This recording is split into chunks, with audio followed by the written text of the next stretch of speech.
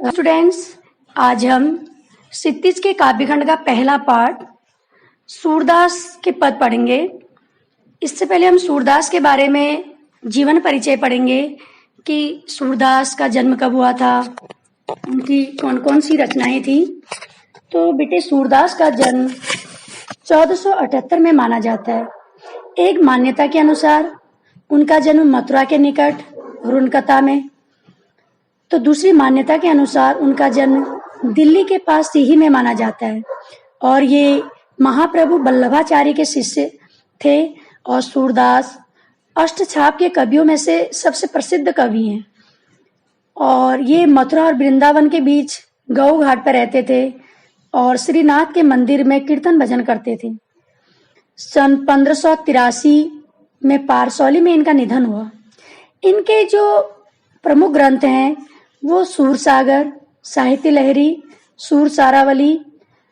सूरसागर सर्वाधिक लोकप्रिय है।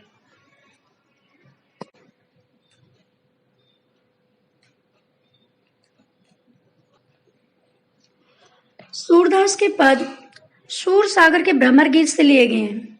यानी जब उद्धव योग का संदेश लेकर वृंदावन गोपियों के पास आते हैं और अपना योग का संदेश देते हैं, तो उस बीच उनकी वार्तालाप के समय एक भौरा वहां पे आ जाता है।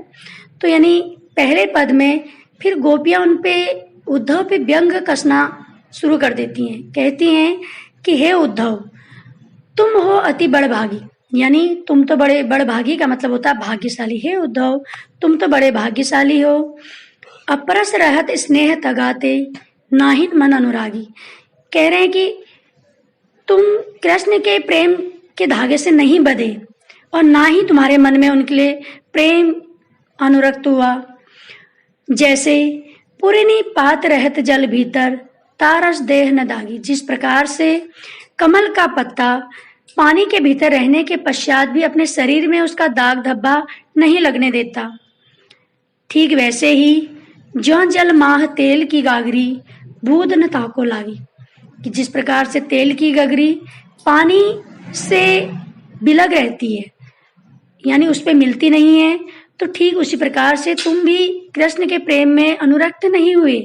उनके साथ रहने के पश्चात भी उनके प्रेम में तुम नहीं डूबे। प्रीति नदी में पांव न बोरियो दृष्ट न रूप परागी। और ना ही तुमने प्रेम रूपी नदी में अपना पैर रखा और ना कृष्ण के रूप सौंदर्य पे तुम्हारी दृष्टि मोहित हुई। सूरदास अबला हम भोरी गुड़ चांटी जो पागी। सूरदास जी कहते हैं कि गोपियां उद्धव से कहती हैं कि हे उद्धव, एक हम भोली भाली नारियां हैं जो कृष्ण के प्रेम में लिपटी हुई हैं। जिस तरह से चींटी गुड़ में लिपटी हुई होती हैं, ऐसे ही हम भी कृष्ण के प्रेम में लिपटी हुई हैं। तो लास्ट वाले लाइन में उपमा अलंकार है।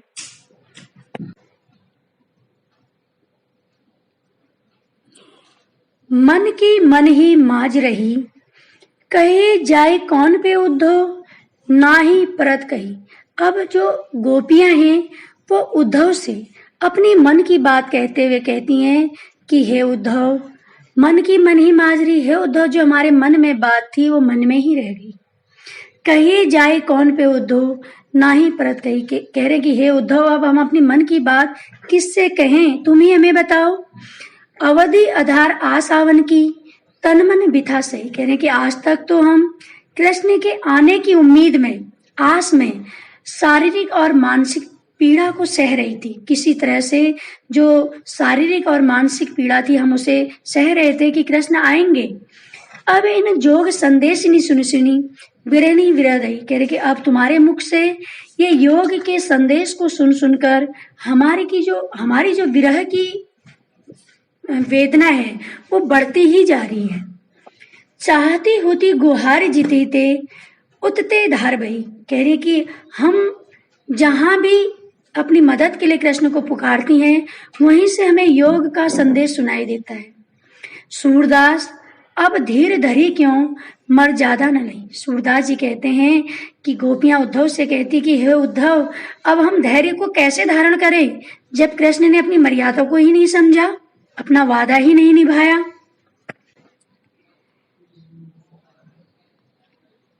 तीसरे पद में जो गोपियां हैं वो कृष्ण के प्रति अपनी भक्ति भावना प्रकट करते हुए कहते हैं उद्धव से, हे उद्धव, हमारे हरी हारिल की लकड़ी, कह रहे हैं कि हे उद्धव, हमारे जो हरि हैं, कृष्ण हैं, हमारे लिए हारिल की लकड़ी के समान है। हारिल एक पक्षी होता है जो अपने पंजे में लकड़ी को जकड़ के रखता है, तो इसीलिए उन्होंने हारिल का यहाँ पे प्रयोग किया है। मन क्रम वचन नंदनूर, यह दृढ़ करी पकड़, कहने की जिन्हें हमने अपने मन क्रम वचन से नंद नंदन यानी नंद के जो लाल है कृष्ण है उन्हें उर यानी हृदय में दृढ़ करके पकड़ के रखा है, जकड़ के रखा है।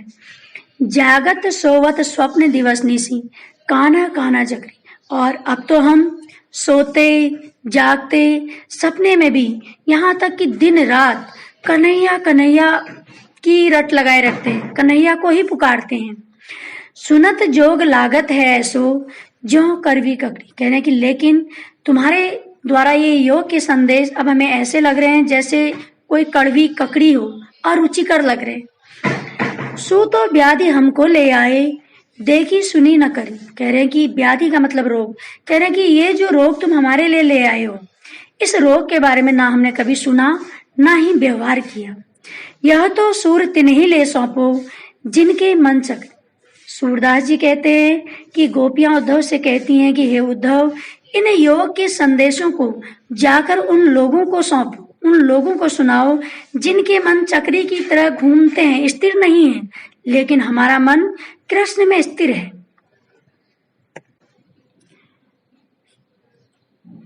चौथे पद में गोपियां कृष्ण को उनका राजधर्म स्मरण कराते हुए कहती हैं उद्धव से, हरि हैं राजनीति पढ़ाए, कह रही हैं कि हे उद्धव, श्री कृष्ण ने राजनीति की पढ़ाई कर ली है। समझी बात कहत मधुकर के समाचार सब पाए, जब तुम यह योग का संदेश लेकर आए तो हम तो पहले ही समझ गई थी। एक अति चतुर होते पहले ही अब गुरु ग्रंथ पढ़ाए, कह रहे हैं कृष्ण तो पहले ही चतुर और चालाक थे, अब तो उन्होंने बड़े बड़े ग्रंथों की पढ़ाई भी कर ली है। बड़ी बुद्धि जानी जो उनकी, योग संदेश पढ़ाए, कह रहे हैं कि कृष्ण तो बड़े बुद्धिमान निकले जो हमें योग का संदेश पढ़ा रहे हैं। उद्धव भले लोग आगे के परहित डोलत धाये, कह रहे हैं कि हे उद्धव, पहले समय के लोग बहुत भले थे जो दूसरों की भलाई के लिए दौड़े चले आते थे। अब अपने मन फेर पाइए चलत जो होते चुराई, कह रहे हैं कि कृष्ण मथुरा जाते वक्त जो हमारा मन चुरा के ले गए थे, वो इन योग संदेश को सुनने के पश्चात हमारा मन हमें वापस मिल गया है, हम समझ गई हैं। ते क्यों अनीति करे आपुन, जे और अनीति छुड़ाए, जो नीति की बात करते हैं, दूसरों को अन्याय से बचाते हैं, छुड़ाते हैं, आज वो हम पर ही अन्याय कर रहे हैं। राजधर्म तो यही सूर जो प्रजा न जाहि सताए, तो सूरदास जी कहते हैं, गोपियां कहती हैं कि राजधर्म तो यह नहीं कहता कि प्रजा को सताया जाए, यानी राजधर्म तो कहता है कि प्रजा की रक्षा की जाए, उनका कल्याण किया जाए।